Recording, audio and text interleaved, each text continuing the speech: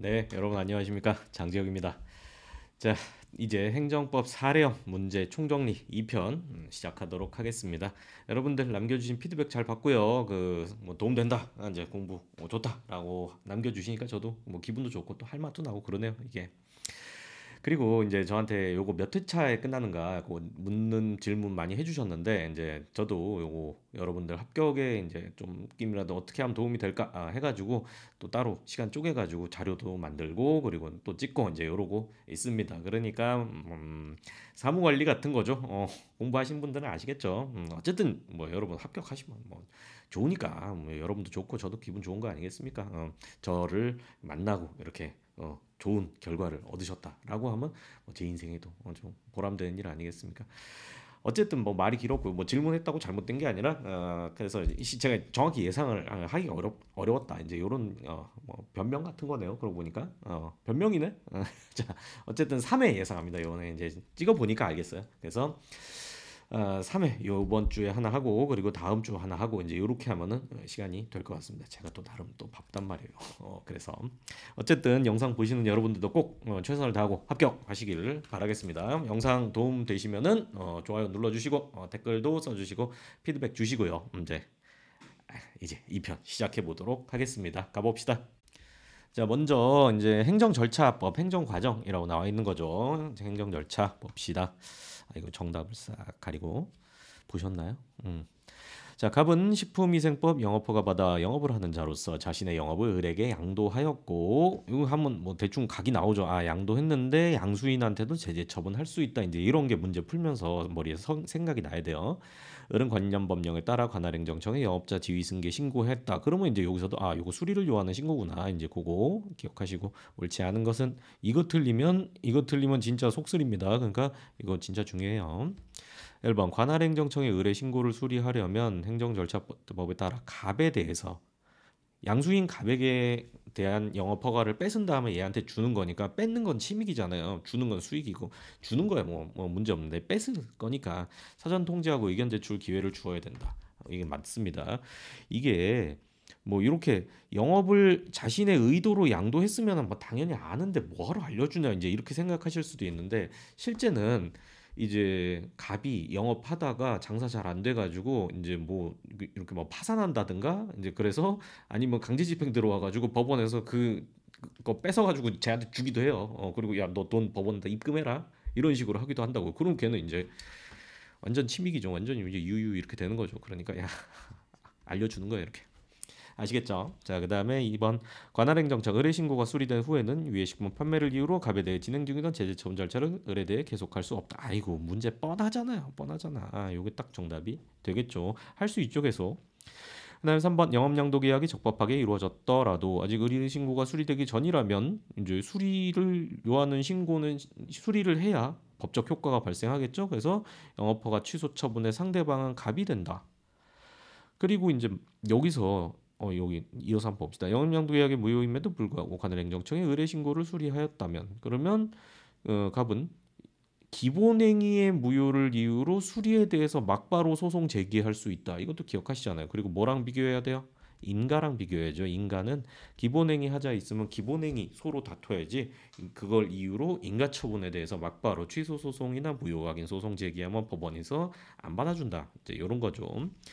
그리고 또 이제 여기서 요 진짜 관련 쟁점들 조금 더 생각해 볼까요? 요 무효 확인 소송 제기하면은 요것도 이제 과연 확인의 이익이 있는가 이런 식으로 판례가 나와요. 근데 그 확인 소송에서 여러분이 여기 객관식에서 공부할 때는 이제 그 주로 나오는 쟁점이 뭐냐면은 확인에서의 보충성, 고쟁점만 거의 출제가 됩니다. 거의. 그래서 확인 소송은 원래 민사소송법에서는 보충성이 있어가지고 확인 소송 말고 이행 소송 같은 걸로 좀 직방으로 해결할 수 있는 절차가 있다라고 하면 확인 소송은 제기하지 마라라는 게 법원의 입장이란 말이에요.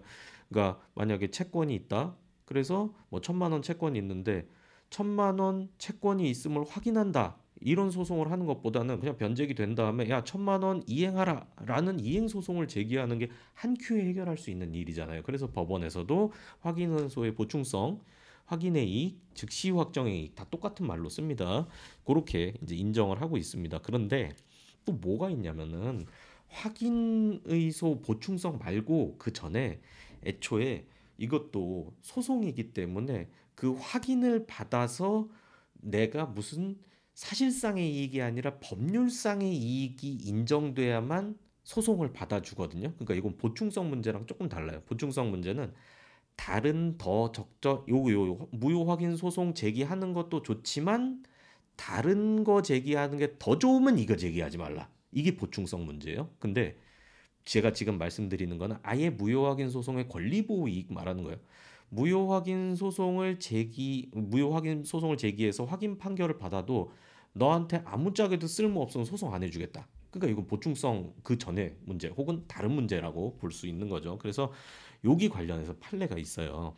이제 이 영업량도 무효를 이유로 신고 수리에 대해서 무효 확인 소송 제기하면 확인의 이익이 있다. 이제 이렇게 보거든요. 요거는 보충성이랑 조금 다른 그냥 순수한 권리 보호 이익. 요 확인 소송을 제기해서 확인 판결을 받는 게 너의 사실상의 이익이 아니라 법률상의 이익이 보호되는 거다라고 인정되는 거. 그것도 하나 기억을 해두세요. 그 다음에 이제 3번도 관련 쟁점 생각해 보면요. 여기 이제 만약에 갑에 대해서 영업허가 취소 처분을 한다라고 하면은 이제 요 취소 처분의 상대방은 요 취소 처분 요거는 행정소송법상 쟁송법상의 처분이 되니까 갑은 취소 소송 제기할 수 있고 을도 여기에 대해서 취소 소송 제기할 수 있다. 요런 쟁점 있죠. 그다음에 또 원고 적격 관련해서 아니 처분성 관련해서 갑한테 취소 처분 통지서 날려줘요. 그 다음에 을한테도 통지서 날려주는 거예요. 야, 네가 수리한다고 했던 그 영업허가 처분 그거 취소됐어. 갑한테 취소장 날렸어. 이제 이런 내용이 들어가 있겠죠. 그러면 을은 뭘 다퉈야 돼요? 자신에 대해 온 그 취소 통지 그걸 다투는 게 아니라 그건 처분이 아니에요. 그거는 법적 효력이 없기 때문에 갑에 대해서 날아간 그 처분 통지 그걸 처분이라고 봐서 그걸 다퉈야 된다. 이런 쟁점까지 있죠. 문제 만들려면 엄청나게 만들 수가 있잖아요. 이 시간을 통해서 여러분이 공부했던 거를 이렇게 정리를 이제 잘 하셔야 되겠습니다. 왜 이렇게 머리 흰머리가 많아 보이죠? 여기 흰머리 아닌데. 자, 그래서 어쨌든 봅시다. 정답은 2번이고요. 해설은 읽어보시기 바랍니다. 어휴 놀래라. 다음 문제. 여름철 식중독 예방을 위해서 A구 보건행정 담당 공무원 갑 관내 일반 휴게 계절 음식점 업주 위생지도 실시하고 있다. 나중에 여러분도 뭐 이런 거 나가실 수도 있겠네요. 옳지 않은 것은 해서 행정지도니까 판례에 따르면 법령에 수권 없이 행정지도를 할 수 있다가 되겠죠. 이거 되게 시시하게 정답은 1번이네요. 행정지도 요 법령의 수권 이게 다른 말로 하면 뭐예요? 네 글자. 법, 율, 유보 이게 되겠죠? 법률 유보. 자, 그래서 법적 근거 없어도 된다. 법률 유보는 이제 근거 필요 이렇게 치환하라고. 요거는 우리 기본 강의 때 했던 거 기억나시죠? 자, 그다음 2번 위생지도의 상대방인 이제 업주가 갑의 위생지도에 불응한 경우 그 사유만으로 업주에게 불이익한 조치해서 아니 된다. 지도 따르지 아니하였다는 이유로 페널티 주면 안 된다라고 법에 써 있죠.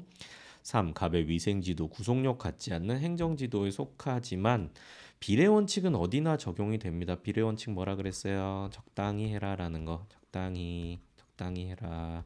세상 모든 일에 적용이 되는 정말 중요한 기준 아니겠습니까? 적당히 중용.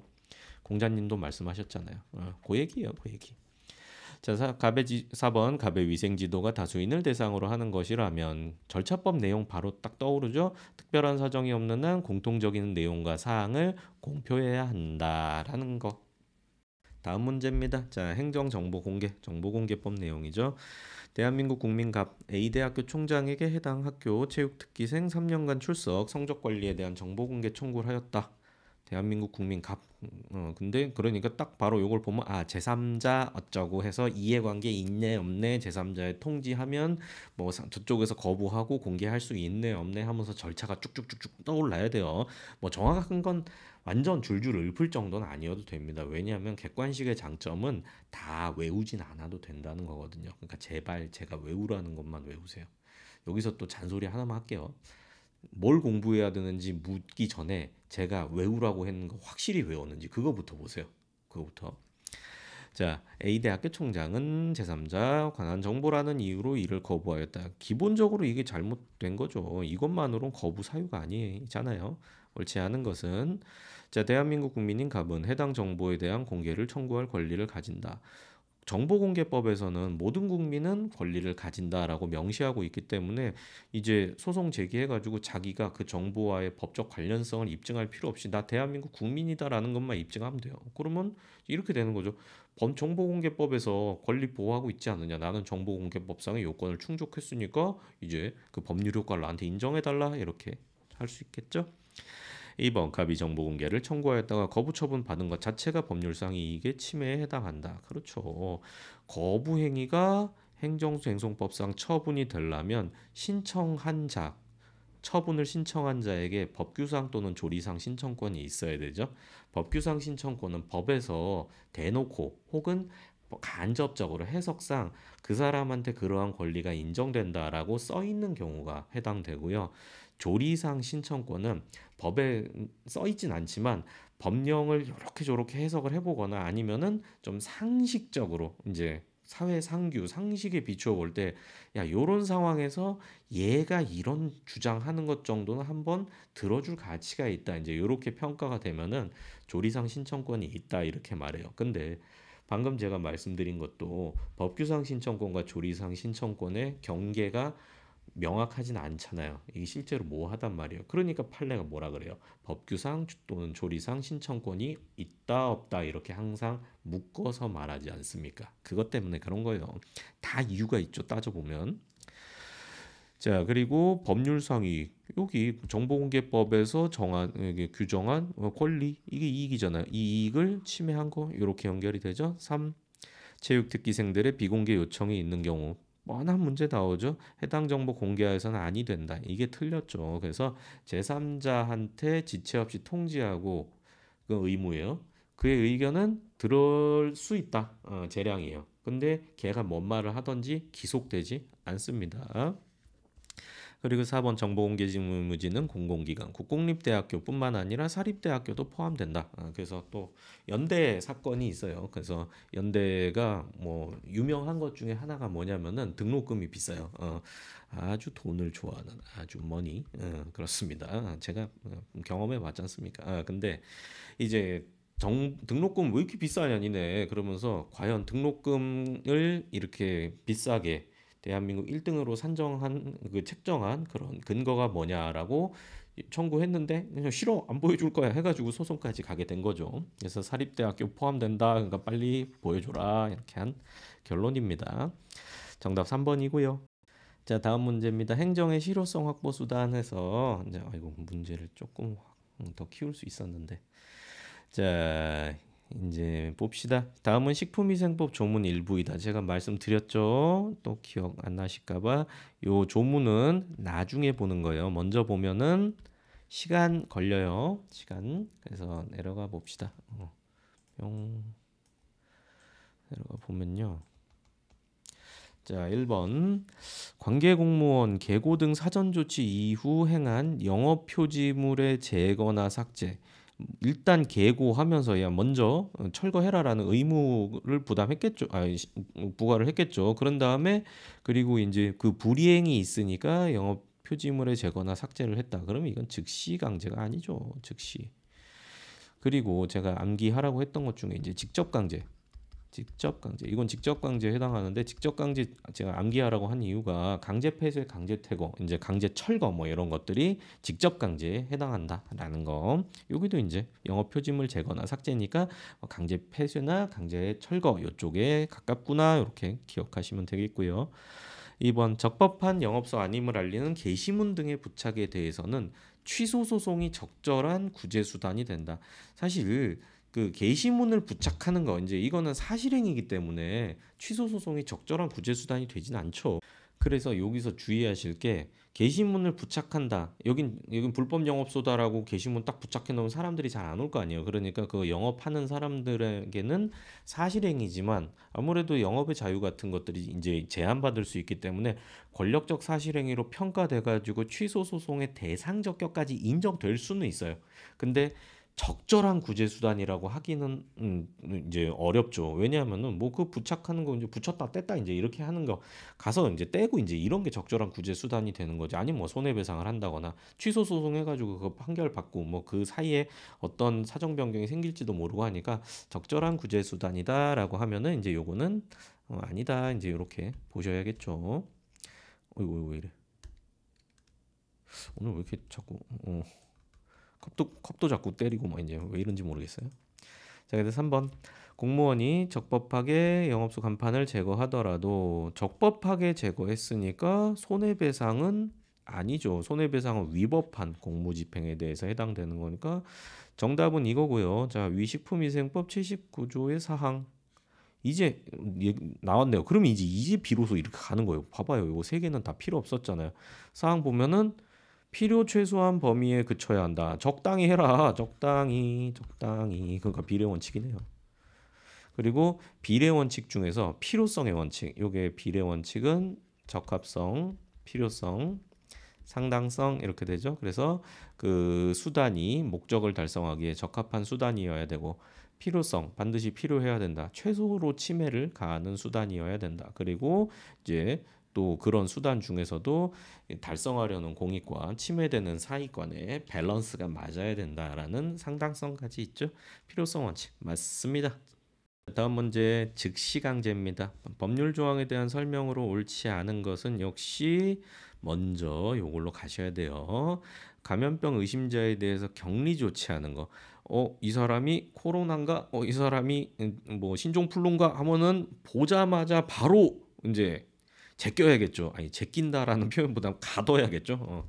말이 좋아 격리 조치지 감금이에요. 감금. 직접 강제에 해당한다. 요건 이제 직접이 아니라 즉시죠 여기는. 즉시. 그러니까 여기서도 정답은 1번이 돼버리네요. 그리고 이어가 봅시다. 2번 성질상 행정상 의무의 이행을 명하는 것만으로 행정 목적이 달성한 경우에 달성이 곤란한 경우에 가능하다. 맞죠? 그러니까 야 너 이거 똑바로 해라. 이제 이렇게 해서만으론 목적 달성이 곤란한 거예요. 감염병 의심자예요. 근데 뭐 코로나 진짜 빡셀 때 한번 생각을 해보세요. 이제 그 벌써 한 작년 재작년쯤 됐나?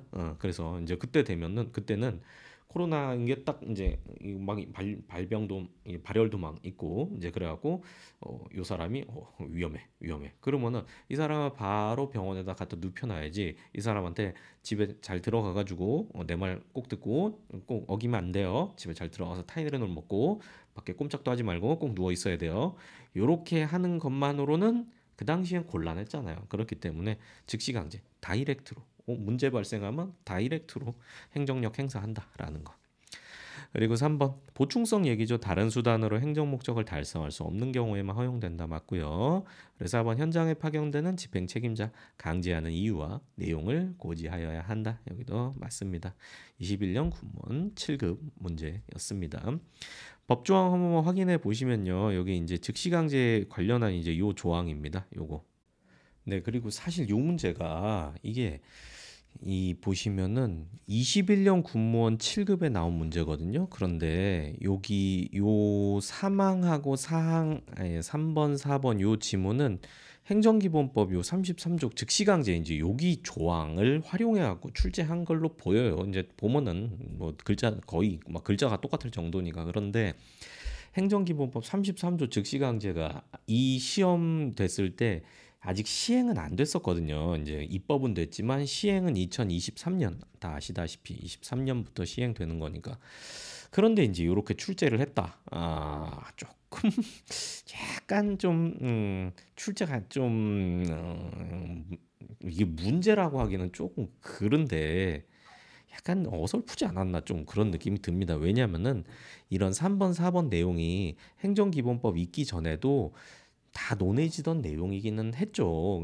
기본서에 다 있던 내용이긴 했어요. 근데 이렇게 딱 행정기본법에 그런 표현을 그대로 갖다 써가지고 이렇게 하니까 약간 이걸 약간 의문이 들기는 합니다. 어쨌든 이거는 뭐 이제 법이 있든 없든 요거는 맞다라고 이제 판단을 해야 되는데 뭐 고지해야 한다. 하는 게 좋다. 예전엔 그 정도 이제 얘기였죠. 그래서 어쨌든 여기서 이제 정답이 1번이 명확하니까 1번을 찍어야 된다라는 거. 문제 보다 보면 계속 이제 이런 허점도 보이죠. 자, 종합 문제입니다. 대집행법상 대집행하고 이행강제금 섞어놓은 문제고, 전 이런 문제 볼 때마다 좀 자꾸 웃겨요. 뭐 누가 이런 대화를 해? 자꾸 이런 생각이 들어서 갑 행정 대집행의 절차가 인정되는 경우에도 행정청이 민사상 강제 집행 수단을 이용할 수 있나요? 책 봐 임마라고 얘기하고 싶지만 이제 요거는 그렇죠. 의리 대답을 잘했죠.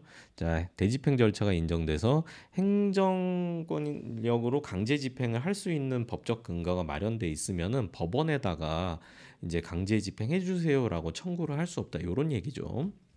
2번 대집행의 적용 대상은 무엇인가? 대집행은 공법상 공대작 기억나시죠? 공법상 대체적 자기 의무 불이행이 있는 경우 행할 수 있습니다. 맞고. 다음 3번 행정청 대집행 대상이 될 수 있는 것에 대하여 이행강제금 부과할 수도 있나요? 이제 우리는 이렇게 대답하겠죠. 하는데 여기는 행정청은 개별 사건에 있어서 위법건 충물에 대하여 대집행과 이행강제금 선택적으로 활용할 수 있습니다. 어, 그리고 만약 이행강제금을 부과받은 사람이 사망하였다. 뻔한 건 물어보겠죠. 이행강제금 납부이면 상속인에게 승계되나요? 아니인데 여기는 상속 대상이 됨으로 하니까 틀렸죠.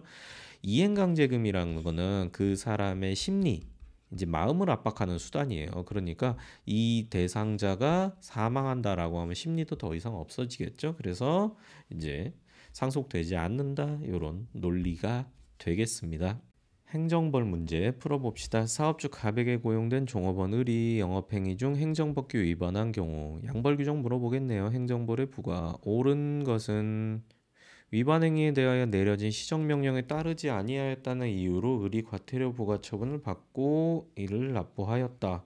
당초 위반 행위를 이유로 을을 형사처벌할 수 없다. 뭐 묻는 건지 아시겠죠?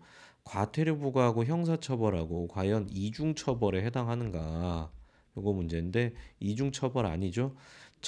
이중처벌의 처벌은 형벌만 해당되는 거예요. 그리고 형벌은 제가 정말 피를 토하면서 맨날 얘기했던 사징금 상정 벌구가몰 해서 사형, 징역, 금고, 자격상실, 자격정지, 벌금, 구류, 과료, 몰수 이게 이제 대한민국에서 인정되는 형벌입니다. 그래서 하나의 사건을 가지고 형벌, 징역 부과하고 또 그 사건 다시 재판해 가지고 벌금 부과한다라고 하면은 형벌 부과하는 측면에서 이중 처벌이라고 하는 거고 이제 재판 측면에선 일사 하나의 사건에 대해서 두 번 심사한다. 재리. 근데 이중 처벌 금지 일사 부재리 이렇게 되는 거죠. 자, 그리고 2번 행위자 외의 사업 그러니까 이거 틀린 거죠. 틀린 거. 그리고 2번 행위자 외의 사업주를 처벌한다는 명문의 규정이 없더라도 관계 규정의 해석에 의해 과실 있는 사업주도 벌할 뜻이 명확한 경우에는 의외에 갑도 처벌할 수 있다. 요게 좀 문제가 있는 이제 내용입니다. 일단 이건 넘어가고요. 3번 갑의 처벌을 규정한 양벌 규정이 있는 경우에도 의리 처벌을 받지 않는 경우 갑만 처벌할 수 없다. 이것도 틀렸죠. 영업주랑 이제 여기 영업주 고용주라고도 할 수 있죠. 영업주는 개인이 될 수도 있고 법인이 될 수도 있죠. 그리고 피고용인 직원이죠. 그래서 이 기본적인 요 양벌 규정 구도가 처벌 규정 뭐 위반하면은 뭐 징역 벌금 한다 처한다 이게 처벌 규정이고요. 그리고 이제 양벌 규정 뭐 대표자라든가 아니면 법인의 대표이사 이하 직원들 그러니까 피고용인이라든가 개인에게 고용된 사람이 이제 영업과 관련해서 영업주의 영업과 관련해서 처벌 규정 위반 행위를 했으면은 이제 그 영업주도 해당 규정에 규정된 벌금형의 책임을 진다.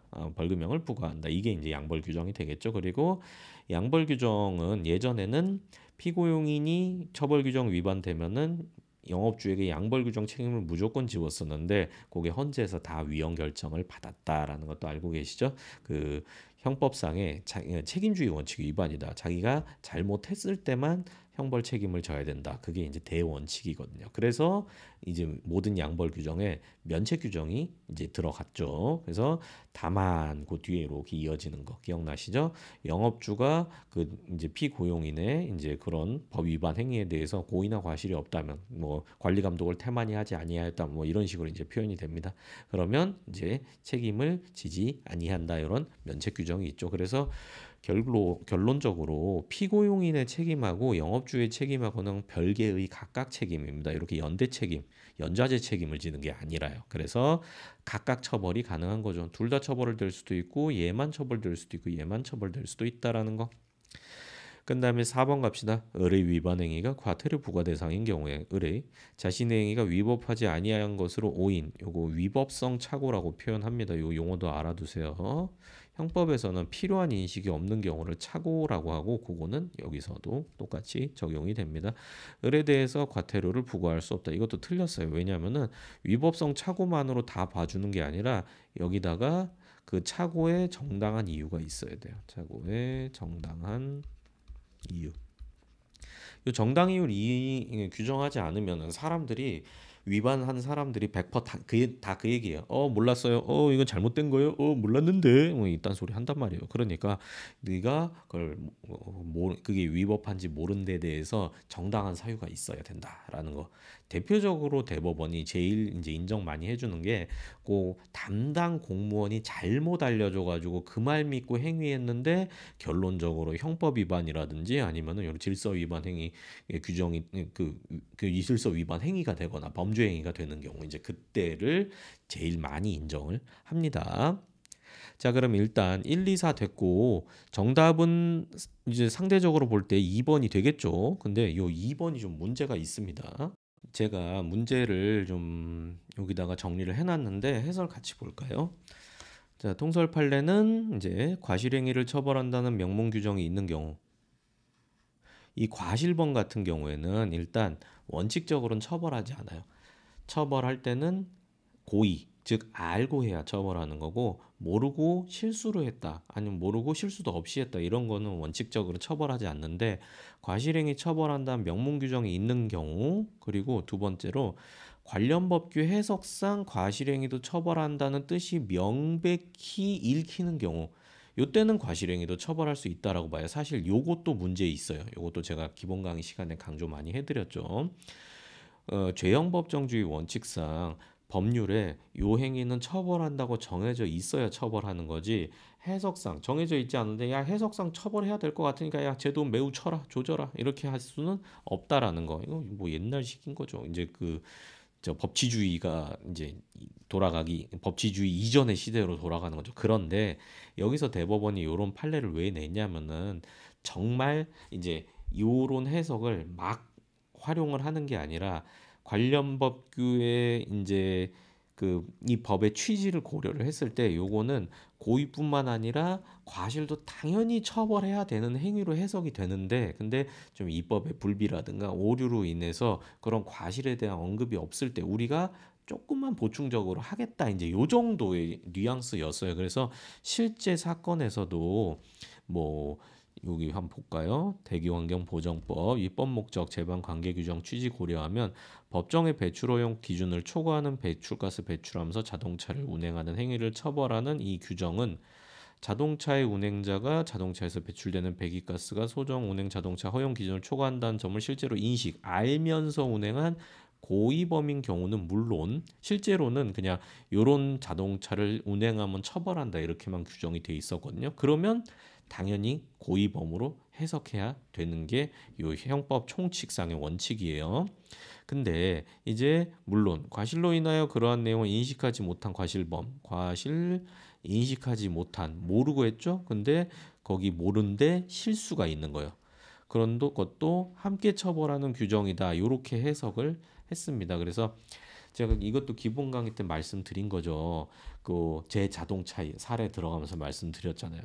배기가스가 많이 나오는지는 사실 운전자는 명확히 인식하고 있는 경우는 드물어요. 근데 이제 그래서 이런 조항이 있어도 고의범이 아니라면 처벌할 수 없고 고의 입증하기도 어렵거든요. 그런데 이 운전자라면은 이제 자기 자동차를 정상적인 상태로 관리 감독해야 될 주의 의무는 인정할 수 있거든요. 그리고 법정의 허용 기준을 초과하는 이제 배기가스가 나온다. 막 뭐 카트라이더에서 아이템 쓰는 것처럼 까만 연기가 푹푹 나온다.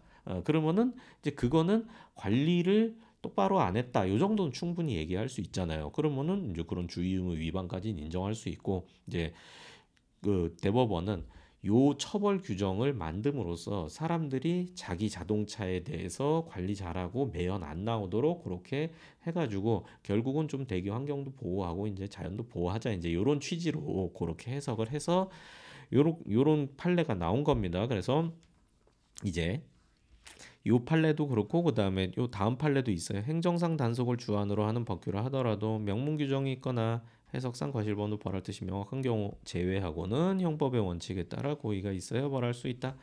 이제 요런 내용이에요. 여기까지예요. 근데 대법원이 요 조항을 양벌 규정에다가 확장해서 인정하고 그런 적은 한 번도 없습니다.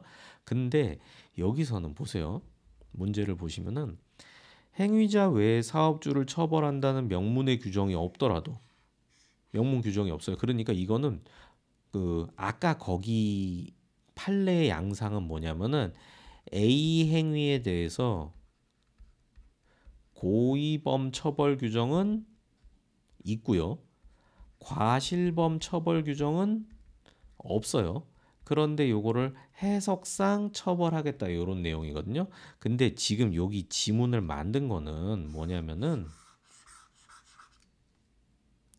지문을 만든 거는 자, B라는 행위에 대해서 직접 위반 행위를 처벌하는 처벌 규정만 있고 그 영업주를 처벌하는 양벌 규정은 없는 상황이에요. 그러면은 이 사안하고 완전히 다르잖아요. 고의범 과실범 문제랑 처벌 규정, 양벌 규정 문제 완전히 다르단 말이에요. 그러니까 요 판례를 여기다 갖다 적용하면 안 돼요. 이거 보세요. 관계 규정의 해석에 의해 과실 있는 사업주도 벌할 듯이 명확한 경우에는 을외의 갑도 처벌할 수 있다. 아니라니까. 그러니까 사업주 처벌한다는 명문 규정이 없으면 처벌 못 하는 거예요, 그냥. 그러니까 여기서 만약에 이 판례를 적용한다면 행위자에게 행위자가 그 행위를 알고 했을 때만 처벌하는 규정이 있는 거예요. 고의범만 처벌할 수 있게 돼 있어요. 그런데 그 조항을 잘 해석해 보면 행위자가 과실이 있을 때도 처벌하는 걸로 해석이 되면 그러면 그 행위자를 과실범으로 처벌할 수 있다. 이제 이렇게 적용을 해야 되는데 요거는 완전히 방향이 잘못된 거죠. 그래가지고 관계 규정 뭔 얘기인지 아시겠죠? 아시겠죠? 그러니까 이거는 꼬다 문제를 만들고 꼬고 하려다가 이제 잘못 이제 괴물을 만들어 버린 거죠. 괴물.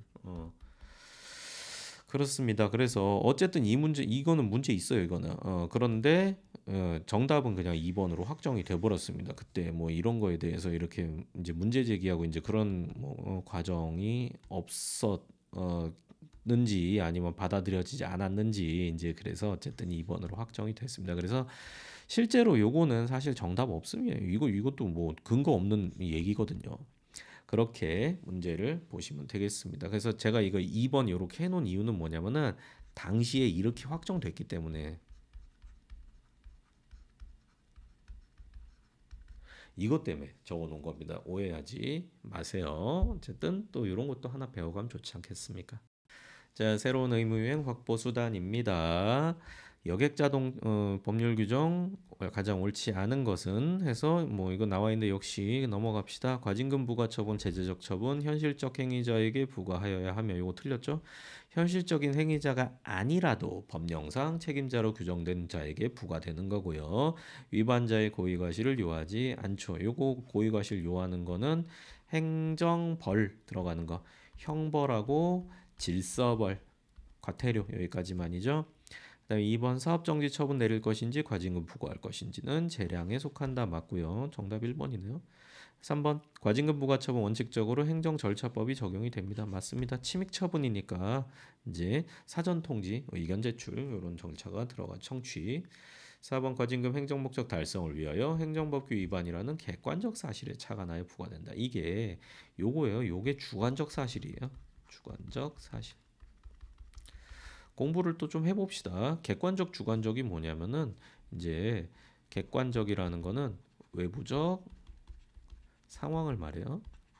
법에서. 그리고 주관적이란 거는 내부적 의사를 말합니다. 그래서 만약에 자 행위자가 칼을 들고 저는 이런 사례가 좋아요. 찔렀다. 피가 낭자하다. 이렇게 돼 있다. 찔렸어요. 칼 찔려가지고. 그러면 이제 요 사람이 사람을 찔러서 죽였다라는 건 객관적 외부적 상황에 해당되는 거고요.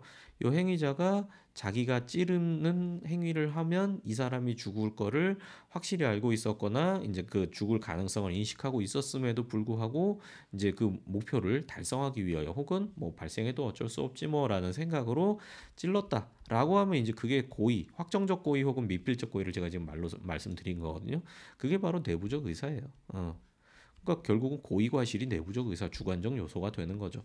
근데 여기 말씀드렸죠. 형벌이나 질서벌에만 고의과실이 필요해요. 그러면 이제 이런 과징금 같은 건 뭐냐? 행위자가 알고 했던 실수로 했던 아예 고려를 안 하는 거예요. 참작은 나중에 해줍니다. 참작은. 그런데 일단 성립하는 데는 이걸 고려하지 않아요.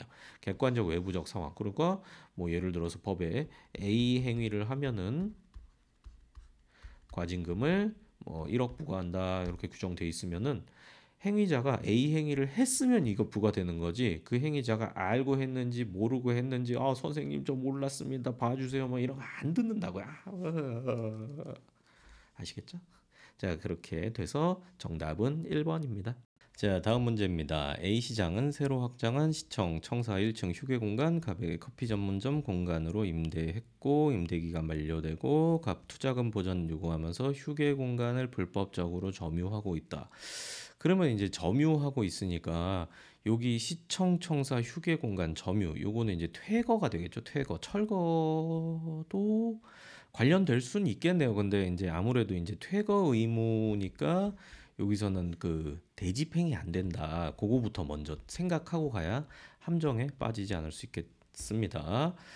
설명으로 가장 옳은 것은 해서 자 A시장 휴게공간 종합민원실로 사용하기 위해서 즉시강제 형태로 공간을 확보할 수 있다.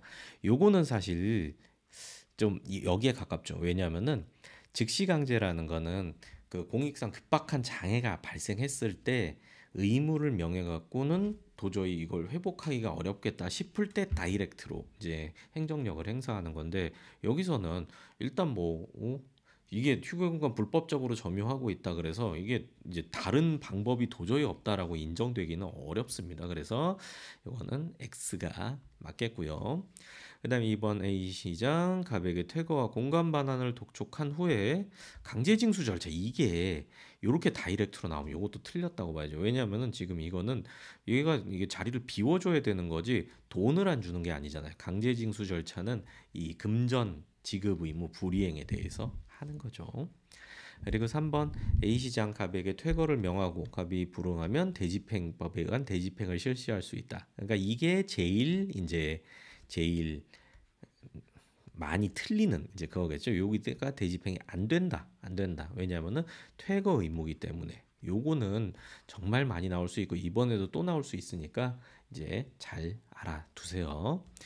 그다음에 4번 A시장 갑에 대해서 변상금 부과 징수할 수 있다. 이건 이제 시청 청사 휴게 공간이니까 요거는 이제 공유재산이 되겠죠. 공유재산. 공유재산 중에서도 이제 행정재산. 행정재산에 공용재산하고 공공용 재산이 있는데 여기는 공용재산에 해당되겠죠. 여기가 이게 그려지질 않네요.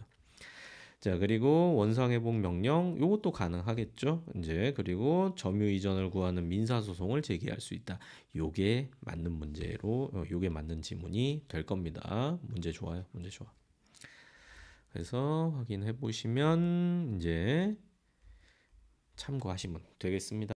자, 5편 손해정보로 가보도록 합시다.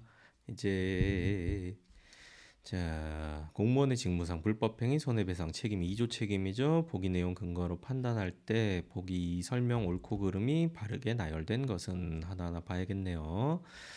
자, 그래서 보기 건강기능식품에 따라서 이제 식품의약품안전처장은 위생적 관리, 영업의 질서 유지를 위하여 필요하다고 인정하는 때에는 관계 공무원으로 하여금 영업 장소 등을 검사하게 할 수 있다. 식품의약품안전처 소속 공무원 갑은 식품회사 의뢰 영업시설을 검사하면서 심각한 주의 의무 태만, 공무원의 주의 의무 태만으로 영업시설 일부를 손괴하였다. 요거는 과실이라고 볼 수 있고 여기에 손해도 발생했네요. 그리고 갑의 행위에 대해서 정직 3개월 징계 처분 내려졌다. 내려가 봅시다.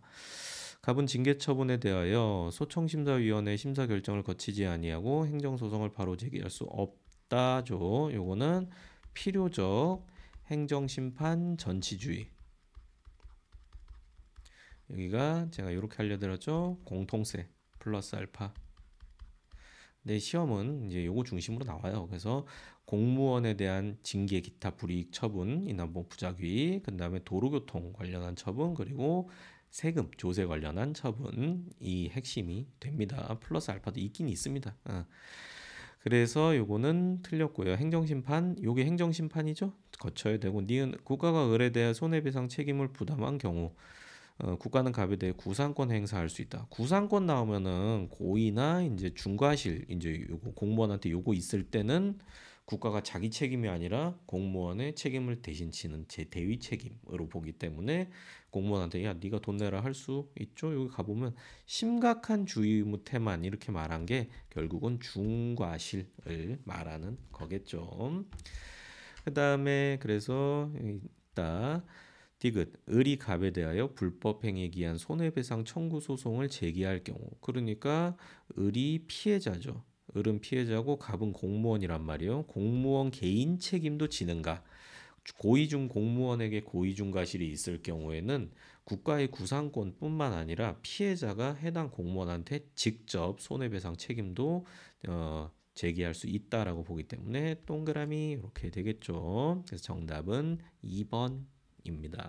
자, 영조물 책임 사례 옳은 것은 갑은 자동차 좌로 구분 내리막 국도 편도 1차로를 달리던 중 커브길에서 앞선 차량을 무리하게 추월하기 위해서 중앙선 침범하면 반대편 도로를 벗어나서 이렇게 한문철 약간 아저씨가 된 것 같네요. 어쨌든 중상해.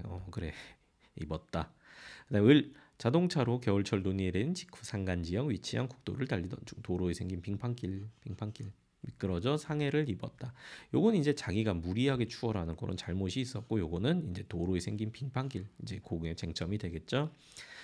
자, 1번 가나 사례에서 국가 갑을에 대한 손해배상 책임 부담할 것인지 여부는 위 도로들이 모든 가능한 경우를 예상하여 고도의 안전성을 갖추었는지 이건 아니죠.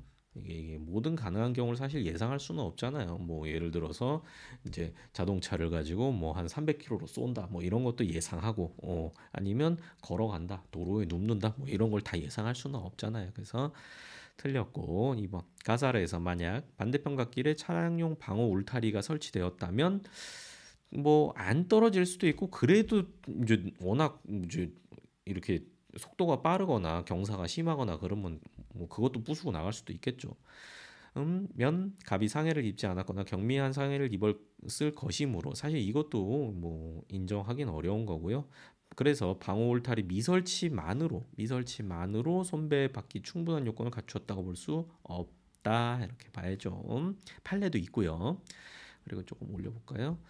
자, 나 사례에서 산악지역 특성상 빙판길 위험 경고나 위험편이 설치되었다면 주의를 기울여 운행하여 상해를 입지 않았을 것이므로 사실 요것도 조금 인정하기는 어렵죠. 여러분 뭐 면허 있으신 분들 많을 텐데 솔직히 빙판길 경고를 그렇게 잘 보진 않죠. 어쨌든 국가가 할 일 하기는 해야 돼요. 근데 여기 말하는 건 그 미설치만으로도 그것만으로도 국가에 대한 손배 책임을 묻기에 충분하다. 요거는 아니죠. 그러니까 만약에 해당 지역이 눈도 되게 많이 오고 그리고 거기 도로가 좀 특이하게 생겨가지고 빙판길 진짜 자주 생기고 거기서 벌써 죽은 사람만 해도 뭐 한 100명 넘는다 막 이제 이런 길이다라고 하면은 이제 뭐 모르겠는데 또 그게 아니다. 라고 하면은 이제 그 미설치만으로 손해배상 책임을 묻기에 충분하다? 그거는 이제 약간 의문이 있죠. 만약에 그리고 그렇게 많이 이제 정말 위험한 길이다라고 하면은 그러면 이제 국가가 거기에 대해서 충분히 인식하고 거기에 대한 이제 어떤 뭐 손해 방지 의무 이제 그런 걸 다하지 않았을 때 과실은 인정하기가 훨씬 쉬워지겠죠. 하자를 인정하기도 쉬워질 것이고요. 자, 근데 4번. 그러니까 정답은 4번이 되겠네요.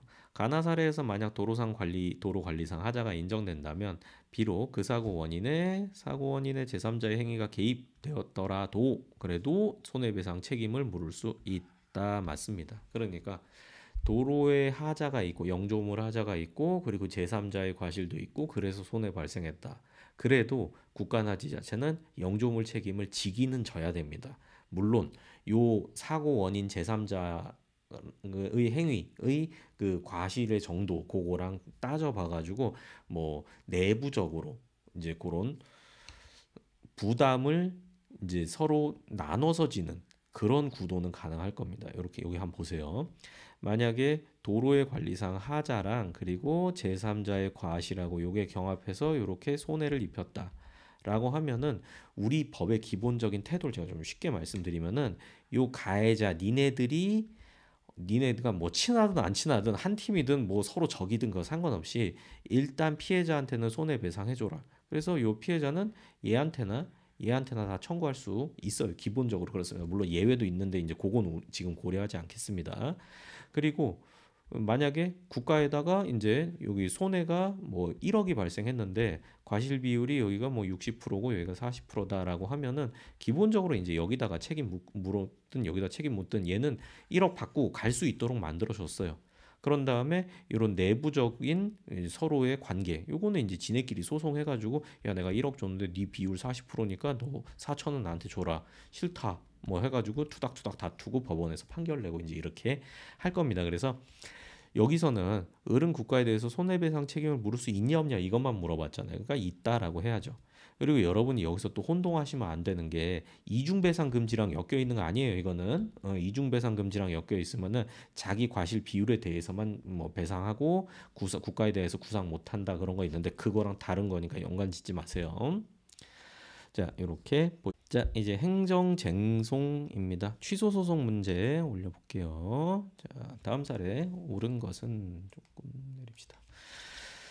옳은 것은이고 이제 갑은 자신 토지 개공을 통지받은 후 90일이 넘어서 과세 처분을 받았는데 그러니까 개공은 처분이기는 하지만 90일 넘었으니까 이건 소송 제기 못 하겠네요. 과세 처분 위법한 개공에 기초하였던 이유로 과세 처분의 취소를 구하고자 한다. 이거는 하자승계 문제죠. 하자승계.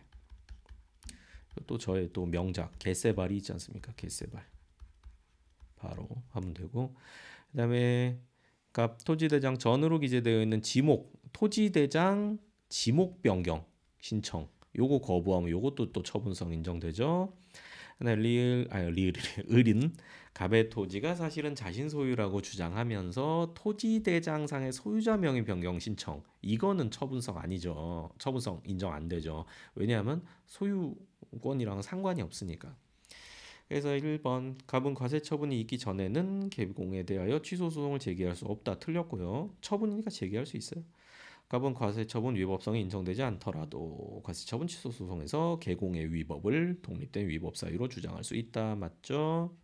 그리고 3번 토지대장 등재된 사항 변경하는 거 요거는 취소 소송 다툴 수 없다. 틀렸고 요 소유자 명의 변경 신청 거부 처분성 인정되지 않는다. 이렇게 풀면 되겠죠? 결국 판례 문제잖아요. 그럼 보면. 자, 이제 다음 문제입니다. 이제 드디어 나왔네요. 스티브. 하이 스티브.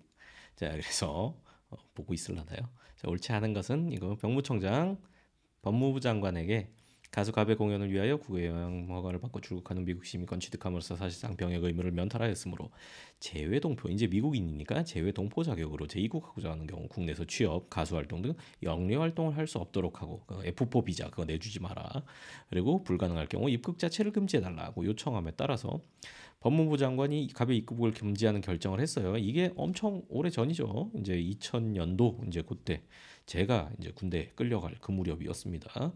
그리고 이제 그 정보를 내부 전산망인 출입국 관리 정보 시스템에 입력했는데 갑에게는 통보하지 않았습니다. 법무부 장관이 갑에게는. 그래서 이제 한번 봅시다. 일반적으로 처분이 주체, 주절, 형내 요건을 모두 갖추고 요게 내부적 성립 요건이죠. 그리고 외부에 표시된 경우 이게 내부적 외부적 성립 요건이죠.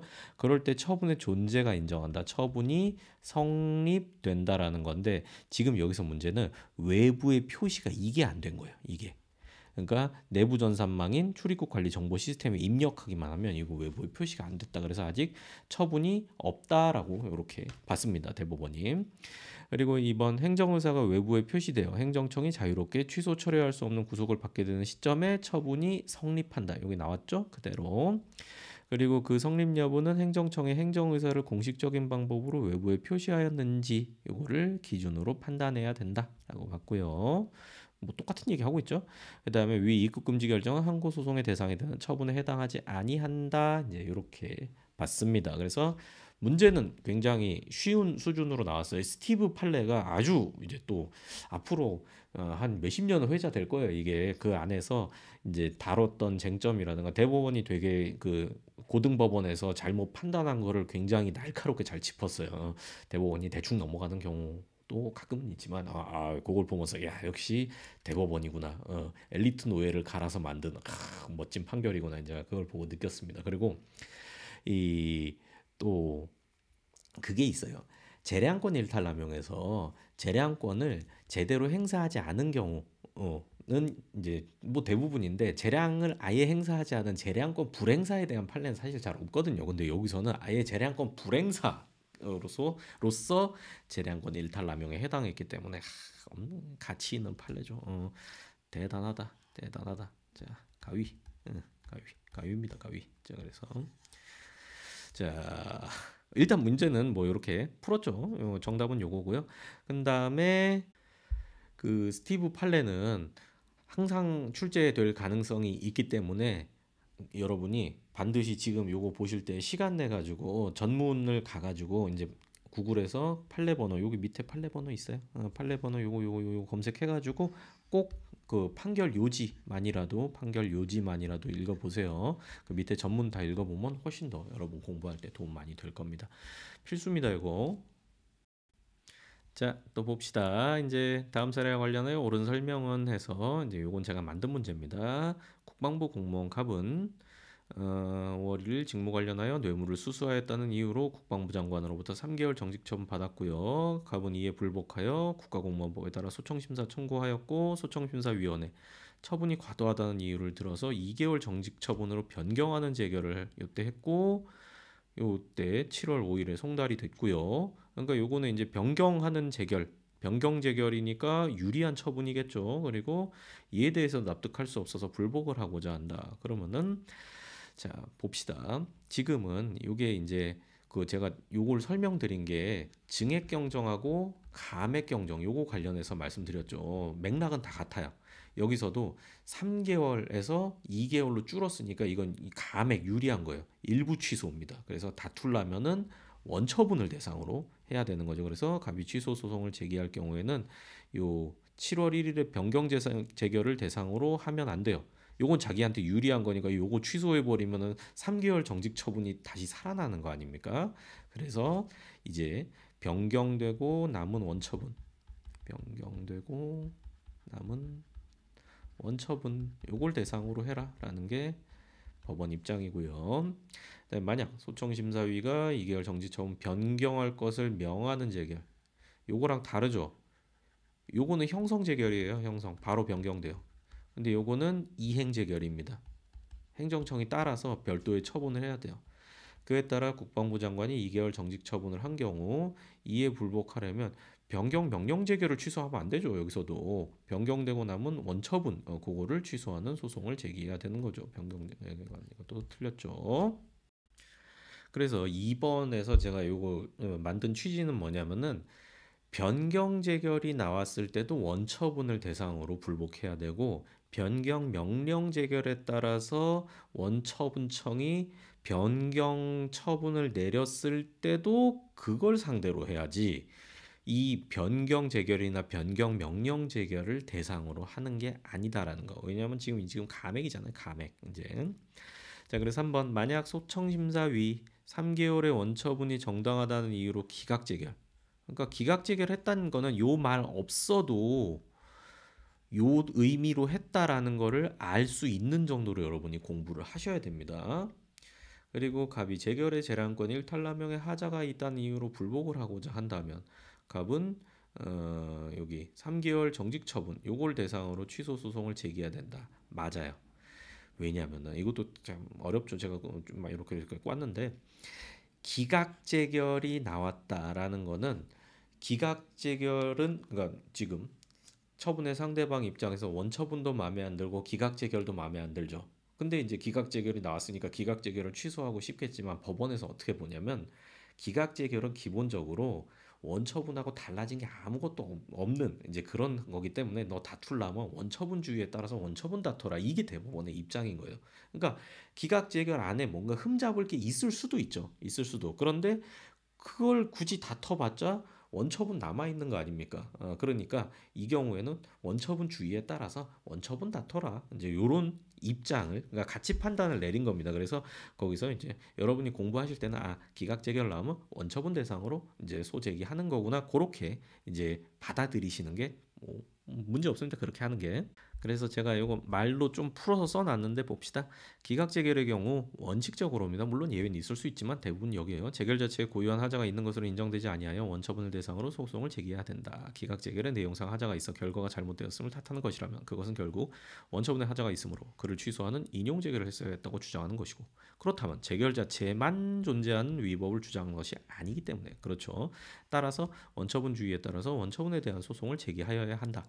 물론 예외는 있을 수 있습니다. 이제 뭐 기각 재결에 이제 다른 하자가 있다라는 거. 근데 이제 그런 예외적인 상황은 아직 뭐 판례에서 드러나거나 이제 그런 거는 아니니까 요 원칙적으로 이제 여기에 그런 예외적인 상황을 일단 배제한다라는 그런 내용이 있다는 거 알아두시고 그래서 판례 봅시다. 처분의 취소를 권한 재심 청구, 기각한 재심 결정. 기각 재결이죠. 사실로 인해 위법이 있다거나 재량권 일탈 남용 위법하다는 사유는 재심 결정 자체에 고유한 위법을 주장한 것을 볼 수 없다. 이렇게 간단하게 쳤습니다. 판례는 그러면서 재심 결정 취소 사유가 될 수 없다. 이렇게 봤습니다. 잠깐만. 아이고 왜 갑자기 스티브가 갑자기 제 마음에서 떠나질 않나 보네요. 스티브. 자, 그다음에 4번. 재결이 취소 소송의 대상이 되지 않는 상황에서 재결에 대해서 소송을 제기한 경우 법원은 소송 요건 결여를 이유로 각하 판결을 하는 게 아니죠. 꼭 이럴 것 같지만 대법원에서는 그래도 재결 소송 들어와서 재결 자체에 고유한 위법이 있는지 없는지 심사를 해서 고유한 위법이 없다라고 판단한 거기 때문에 이때는 위법성 판단까지 다 한 거 아니냐. 그러니까 기각을 하는 게 훨씬 더 이제 낫다 이 상황에서 이제 그렇게 또 역시 같이 판단을 한 거니까 판례 입장은 그대로 받아들이셔야죠. 정답은 3번이 됩니다. 자, 다음 문제입니다. 슬슬 뻐근하네요. 이게 떠드는 게 쉽지가 않답니다. 이게 유흥주점업 영업허가를 받아서 저도 모르게 불평을 해버렸네요. 아시죠? 스타일.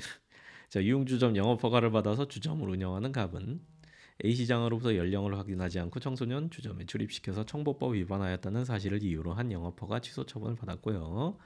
이에 불복해서 취소 소송 제기하였고 취소 확정 판결을 받았다. 1번 A시장 갑이 청소년 유흥접객원으로 고용하여 유흥행위를 하게 하였다. 이건 다른 사유죠. 이유로 다시 영업허가 취소 처분할 수 있죠. 뭐 별도로 별도의 처분할 수 있는 거죠. 그러니까 요거는 이제 판결의 기속력 문제죠. 기속력. 그래서 이제 뭐 특별한 얘기가 안 나와 있으니까 요거는 법원에서 판단한 사유랑 아무 상관이 없는 거죠. 법원에서 전혀 요 사안은 판단을 안 했죠. 그러니까 이 사실이 있으면 허가 취소 처분할 수 있는 거예요. 그 다음에 2번 영업허가 취소 처분은 지나치게 가혹하다는 이유로 비례 원칙 위반으로 이제 취소 판결이 나왔습니다. 그러니까 요거는 주점에 출입시킨 사실 자체가 없다. 이제 이런 게 아니라 이제 출입시킨 거 술 판 거 맞는데 너무 빡세다. 이렇게 해서 취소 판결이 내려졌어요. 그러면 기속력도 이제 여기에 대해서 발생하겠죠. 그래서 자, A 시장은 갑에게 연령을 확인하지 않고 청소년을 출입시켰다는 이유로 영업허가 정지 처분은 할 수 있죠. 할 수 있죠. 할 수 있죠. 3번 청소년들을 주점에 출입시킨 사실이 없다는 이유로 취소 확정 판결이 내려졌으면 기속력이 여기 발생하죠. 그러니까 이제 갑은 똑같은 이유로 영업허가 취소 처분 똑같은 처분을 할 수는 없다입니다. 그러면 이제 이것도 가능해요. 청소년을 주점에 출입시킨 사실이 없다고 이거 처분 취소됐는데 근데 또 청소년 출입시켰다는 이유로 정지 처분하는 건 돼요? 돼요, 안 돼요? 정지 처분. 이것도 되죠. 되긴 뭐가 돼요? 안 되죠. 안 되죠. 이 사실이 기속력을 발휘하는 거예요. 그러니까 이 사실 이유로는 이제 다른 처분을 할 수 없게 되는 거죠. 그 다음에 4번 청문 절차 거치지 않았다는 이유로 취소 확정 판결이 내려졌다면 절차상 하자죠. 그럼 A시장 적법한 청문 절차 거치면은 동일한 처분을 할 수 있으니까 이런 할 수는 없다. 이게 틀렸죠. 그래서 정답은 4번. 문제 깔끔히 잘 만들었죠. 자, 가봅시다. 이제 갑은 A행정청에 허가 신청하였으나 거부되었고 거부 처분 취소 소송 제기해서 인용 판결이 확정되었고 그럼 뭐 재처분 의무 생기고 이제 이렇게 되겠죠. 위 거부 처분이 절차의 위법을 이유로 취소됐다라고 하면은 적법한 절차를 거치면은 다시 거부 처분할 수 있고 뭐 인용 처분하는 것도 가능하고요. 기속력이라는 게 이 판결 이유에서 판단된 그 판결의 취지에 따를 의무 이렇게 생각하면 되기 때문에 좋죠. 그 다음에 2번 위 거부 처분이 실체적 위법을 이유로 취소됐다. 그러면은 A행정청은 취소 판결의 기속력에 의해 다시 거부 처분을 할 수 없고 갑에게 허가 처분을 하여야 한다. 이렇게 단정하면 이제 이거는 틀린 거죠. 이게 이제 상황을 한번 좀 상정을 해보자면 만약에 이제 거부 처분이 실체적 위법을 이유로 취소됐다라고 하고 이제 그 이후에 사정 변경이 없으면 모르겠는데 만약에 이제 이렇게 되는 거죠. 첫 번째로 이제 처분 후에 사정 변경이 발생해요. 여기서 사정 변경이라고 하면은 이제 사실 상태나 혹은 법률 상태, 사실 상태 혹은 법률 상태가 변경된 거죠. 이거는 여기에는 이제 취소 판결의 기속력이 발생하지 않아요. 그러니까 기속력이 기속력의 발생, 기속력 발생의 시간적 범위. 요거 쟁점인데요. 기속력 발생의 시간적 범위는 이제 처분시예요. 처분시. 그렇기 때문에 처분시까지 법원에서는 그 처분시까지의 사실관계를 사실관 상태, 법률 상태를 고려하고 사실 지금 변동시까지 들어온 재료를 가지고 판단을 하죠. 판결을 하기 때문에 처분 이후에 무슨 변경이 생겼다라는 거는 이제 그 법의 그 기속력의 범위가 아닌 겁니다. 그래서 그걸 이유로 다시 처분을 할 수도 있고요. 그리고 이제 조금 더 뭐 복잡한 상황을 상정해 본다라고 하면은 이게 요런 상황도 생길 수가 있어요. 요 두 번째는 이제 판례에서 자세히 다뤄지지는 않은 건데 만약에 이제 이런 경우가 있을 수 있습니다. 이제 뭐 신청하는데 그 허가 요건이 A, B다. 근데 이제 갑이 허가 신청을 하니까 행정청이 처분을 하면서 처분은 거부하면서 야 A 요건이 결여됐다. 이제 이렇게 하면 판단을 한 거예요. 그러니까 여기에 대해서 취소 소송을 제기했고 법원에서 취소 소송의 인용 판결을 내려요. 인용 판결.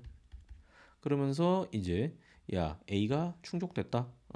그러니까 요 거부 처분 취소한다. 만약에 이렇게 하면 판단됐다라고 하면 이제 B에 대해서는 그 판결 내용, 판결 이유에서 언급한 게 아니기 때문에 나중에 다시 허가 신청을 했을 때 이제 행정청이 다시 자 허가를 거부한다. 그러면서 A 결여, B 결여 아니 A 결여 이건 안 되죠. A 결여 이제 이건 하면 안 돼요. 왜 안 지워져? 취소.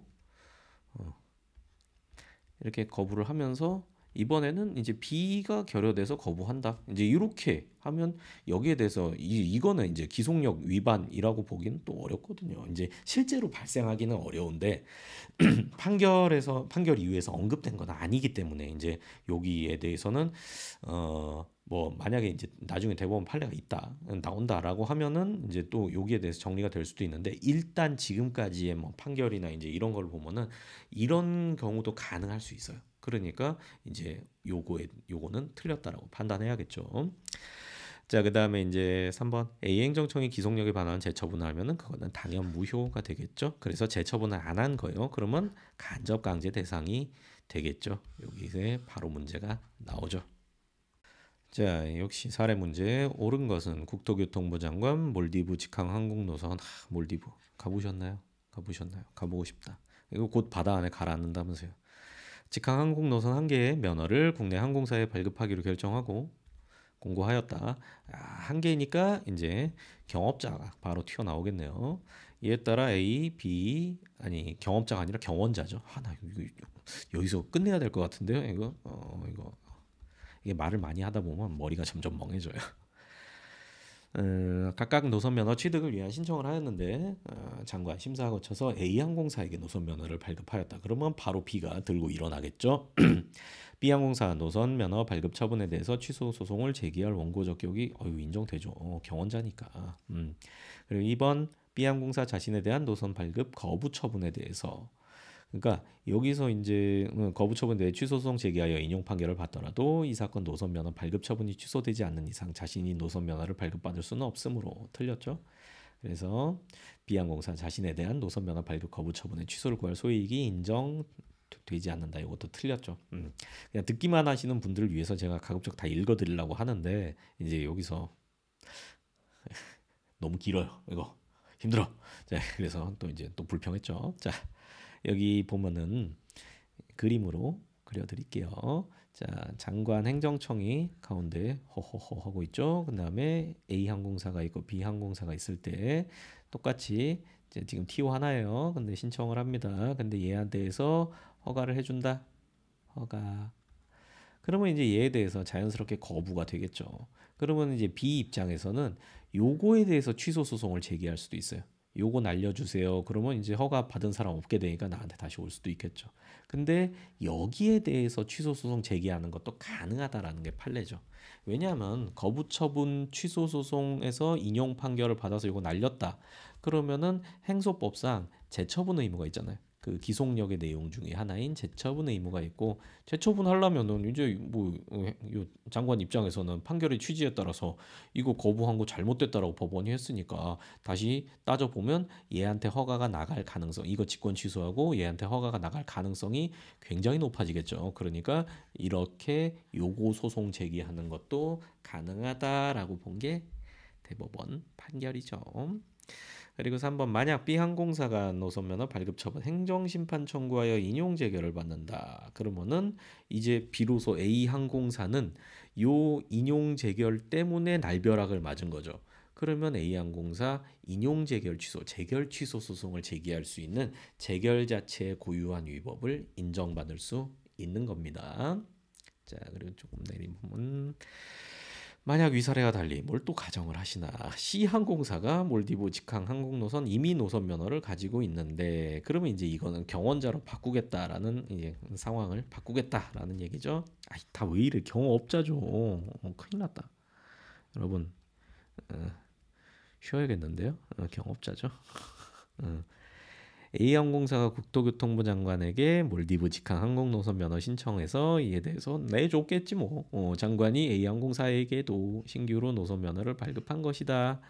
그러면은 이제 C항공사, A항공사에 대한 이제 노선 면허 발급 처분 취소 소송 제기할 원고 적격이 있다라고 볼 수 있죠. 이제 이 경업자 같은 경우에는 이제 기본적으로 나누는 게 강학상 허가업이냐 강학상 특허업이냐 이제 이렇게 나눌 수 있잖아요. 특허. 그래서 공익 접점성이 굉장히 높고 그리고 좀 이제 한정된 그런 권리라든가 아니면은 이제 그런 뭐 내줄 수 있는 그런 게 뭐 그 허용을 해줄 수 있는 이런 범위가 굉장히 제한적이라든가 이제 이런 경우에는 강학상 특허 쪽으로 보는 게 맞죠. 그래서 그리고 또 이제 판례 중에 제일 많이 나오는 판례가 운송업이잖아요. 운송업. 여객자동차 운송이라든가 이런 운송업 같은 경우에는 판례가 기본적으로 특허 쪽으로 보죠. 그래가지고 여기도 이제 결국 항공운송이잖아요. 항공운송. 그러니까 용 강학상 특허로 보는 게 맞겠고 그러면 원고 적격이 인정이 되겠죠. 근데 반면에 뭐 뭐 짜장면집 같은 일반 음식점 같은 이제 누구나 다 할 수 있는데 너무 그냥 풀어줘 버리면은 질서 유지에 이제 반하니까 위험을 예방하기 위해서 법률상 일단 금지를 해놓고 그리고 요건 갖춘 사람한테는 다 풀어준다. 그런 이제 영업이라면 허가업으로 보죠. 그리고 허가업 같은 경우엔 경업자에 대해서 왜 허가 내줬냐라고 취소 소송 제기하면은 허가 내준 거 잘했는지 잘못했는지 묻지도 따지지 않고 아예 그 말부터 잘라버리는 거죠. 야, 그건 와서 얘기도 하지 마. 넌 자격도 없어. 이제 이렇게 원고 적격 단계에서 잘라버리는 거 다 공부하셨죠? 네, 여러분 2편은 여기까지 하도록 하겠습니다. 머리가 멍해요. 자, 그래서 관련되는 내용 조금이라도 제가 설명드리면서 이렇게 한 문제 한 문제씩 풀라고 하다 보니까 생각보다 시간이 많이 걸리네요. 자, 끝까지 다 봐주셨으면 하는 마음이 갑자기 듭니다. 어쨌든 여기까지 하고요. 좋은 피드백 남겨주신 분들 감사드리고 그리고 뭐 요 영상에 대해서도 뭐 질문이나 아니면 뭐 피드백이나 이제 이런 거 여기 유튜브 댓글에다가 남겨주시면은 제가 거기다가 답해드리도록 하겠습니다. 다음 강의도 한 요 정도 분량이 남아 있습니다. 그래서 벌써 걱정이 됩니다. 걱정이. 걱정이 그래도 해야죠. 여러분 생각해가지고 그 지방직까지 그리고 군무원 시험까지 최대한 할 수 있는 만큼 열심히 해가지고 같이 화이팅 해봅시다. 다들 화이팅입니다.